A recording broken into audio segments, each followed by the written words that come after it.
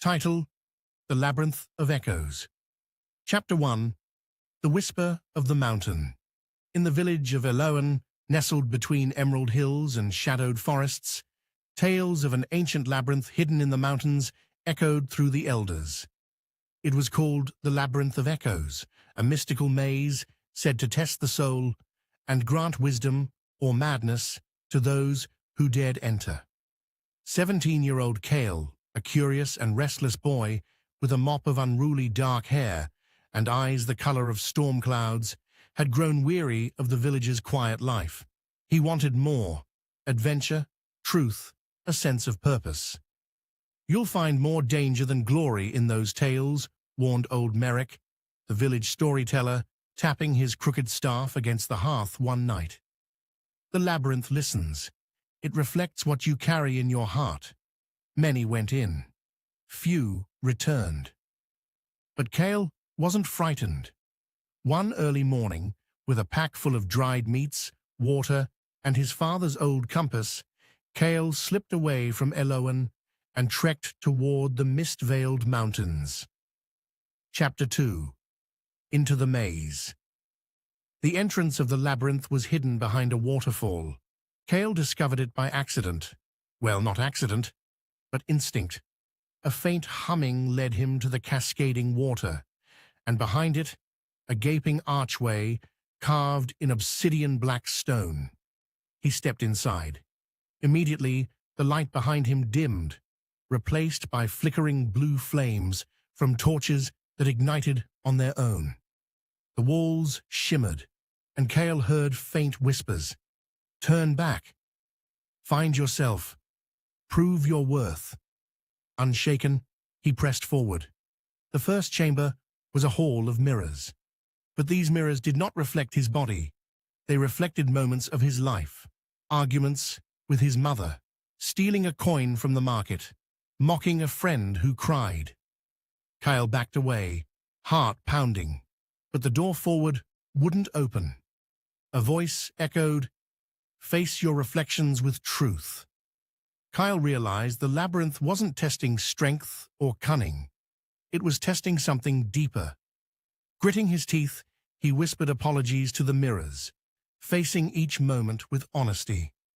A warm breeze swept through the hall, and the door creaked open. Forgotten voices. The next section of the labyrinth transformed into a wild forest. Inside the mountain, strange, luminous trees twisted toward the sky. Cale heard voices, familiar ones, his late father's laughter, his sister's lullaby. But the deeper he went, the louder they became, morphing into shouts, cries, then screams. Shapes moved between the trees, ghosts of people he knew. A shadow blocked his path, a dark version of himself with glowing eyes. "You left them. You always leave," it hissed. Cale stood frozen. Then he remembered what old Merrick said. "It reflects what you carry in your heart." "I was afraid," Cale said aloud. "Afraid I'd never be enough.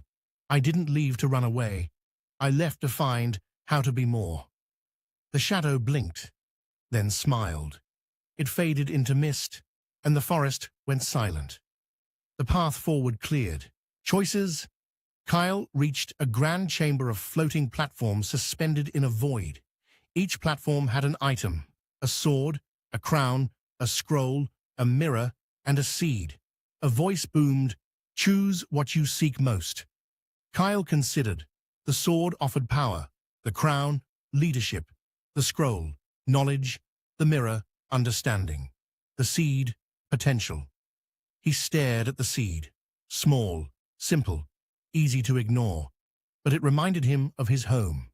His mother planting herbs, his father carving wood, his sister laughing among wildflowers. "I choose the seed," he said, lifting it. The platforms vanished. The seed glowed and sprouted into a small tree, wrapping its roots around Cale's wrist like a bracelet. The tree whispered, "You have chosen growth." A final door appeared. Chapter 5: The Heart of the Labyrinth. Cale entered a sunlit glade, impossibly real and untouched. In the center was a pool of still water. He approached and looked in. He saw himself, but not as he was. He saw who he could become. Strong, kind, wise, with pain behind his eyes and peace in his heart. Tears pricked his eyes. "I don't know if I'm ready," he whispered.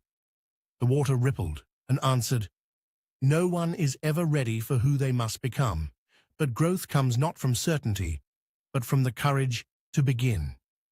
As Kyle knelt by the water, the labyrinth shimmered, then faded. When he stood up, he was on the mountainside. The sun was rising, and though the journey was over, he knew the real adventure had just begun. Epilogue. Return to Elo and Kyle returned to the village, not as a boy who ran from home, but as a young man who had faced himself. He shared what he'd learned about truth, fear, choice, and growth. He helped rebuild homes, mentored younger children, and tended gardens with his mother. He still craved adventure, but now he understood. Adventure wasn't always about what was out there. Sometimes the deepest journeys happened within. Moral of the story: true adventure lies not in the distance you travel, but in the courage to face yourself. Growth comes from honesty, humility, and choosing potential over power.